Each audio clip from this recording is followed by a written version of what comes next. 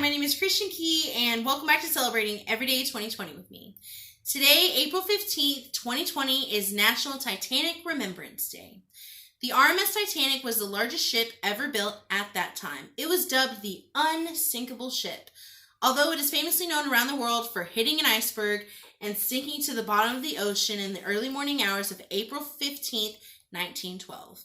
Although this tragedy could have totally been avoided if warnings would have been heeded. The captain and crew members received 6 different warnings of dangerous icebergs ahead, but because the captain wanted to make it to their destination on time, he kept their top speed of 22 knots and only slightly deviated their direction. The Titanic was able to hold 65 lifeboats, which would have been more than enough to save every passenger on board, although it only set out to the ocean with 20. One, because it was unappealing to the wealthier passengers, it took up too much of the deck according to the captain, and they cockily believed they would never need to use any of them. And the weirdest thing of all, a book that time travelers like to reference is The Wreck of the Titan or Futility.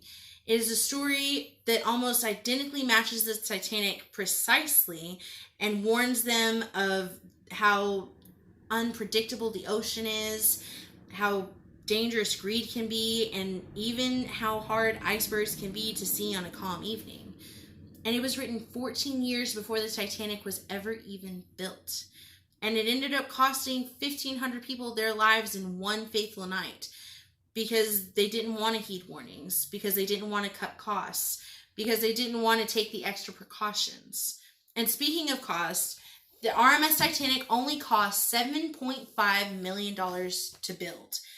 And the motion picture Titanic cost nearly $200 million to produce. So, what's something that we can learn from the tragedy of the Titanic? To me, it's that stubbornness and greed are way more dangerous than they seem. How will you remember one of the most infamous shipwrecks in history? And lastly, what do you have to celebrate today?